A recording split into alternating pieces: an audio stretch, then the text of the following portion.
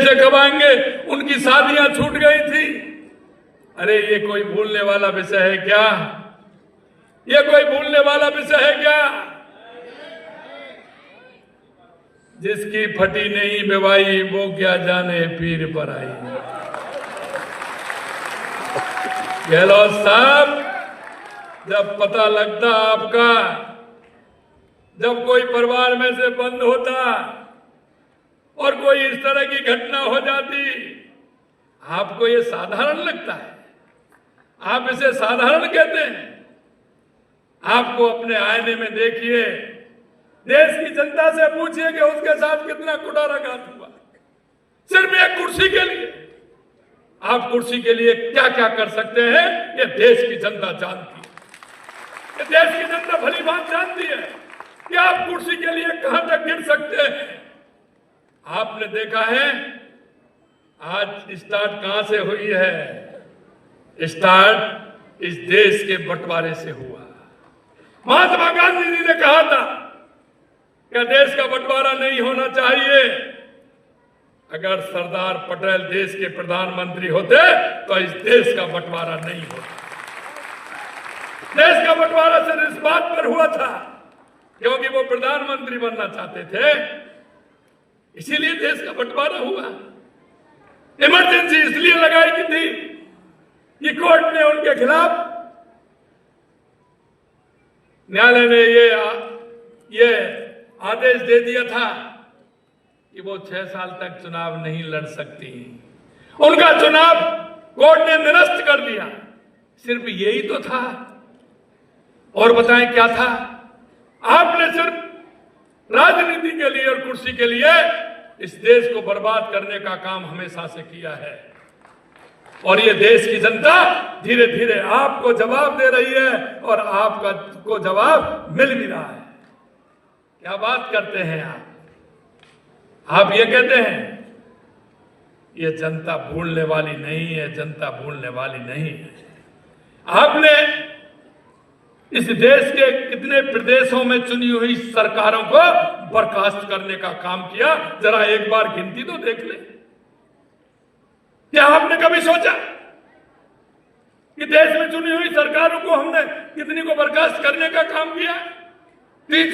ये देश की जनता हर गलती का जवाब मांगती है और हर गलती का जवाब देना पड़ेगा। मैं आपसे कहना चाहता हूं, आपने जिस तरह से लोकतंत्र के इन प्रहरियों को रोंदने का काम किया, हमने जब हमारी सरकार थी माननीय वसुंधरा जी की, क्योंकि इनकी भरपाई कोई नहीं कर सकता, हमने सिर्फ सम्मान देना चाहा और हमने सम्मान दिया हमारे लोकतंत्र सेनानियों को, क्योंकि उनकी स्थिति जिस तरह से की थी कांग्रेस ने, और जैसे ही हमारी सरकार गई, कांग्रेस की सरकार ने आते ही उनका सम्मान भी बंद कर दिया, सम्मान भी बंद कर दिया। अरे आपको ये तो लगना चाहिए था, आप गलती भी मान रहे। मैं सुन रहा था गलती भी मान रहे हैं, जो उस समय गलती की थी। अरे गलती की थी तो फिर हमने उन लोकतंत्र सेनानियों को सम्मान दिया हमारी सरकार ने, आपने उसको क्यों खत्म कर दिया? आपने उनको क्यों खत्म कर दिया? हमारी सरकार आते ही हमने लोकतंत्र सेनानियों को फिर से सम्मान देने का काम किया और अब की बार हमने तो कैबिनेट की मीटिंग में लिया है, पूरी तरह से पास किया है। चिंता मत करिए, कोई बंद नहीं कर सकता, इनका सम्मान बंद नहीं हो सकता। कई लोग कहते हैं, अभी कह रहे थे कि 50 साल इमरजेंसी को हो गए, लेकिन आप याद क्यों करते हैं? अरे कांग्रेस के लोगों, मैं आपको कहना चाहता हूं, अरे इनकी तो पीढ़ियां याद करेंगी। वो याद इसलिए करेंगी कि इन्होंने उस दंश को झेला है। भरी जवानी में जब ये भारत मां का नारा लगा रहे थे, इनको जेलों में ठूस के डाल दिया गया था।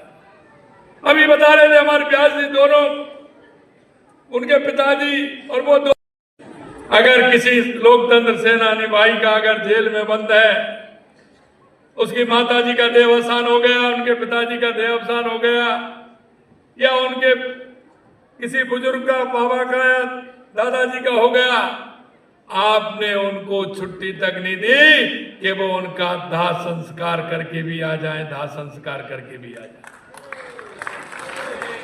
क्या ये बात भूलने वाली है? क्या ये उनके बेटे को पता नहीं होगा? आने वाले उसके नाती को पता नहीं होगा? उसकी पीढ़ी को पता नहीं होगा?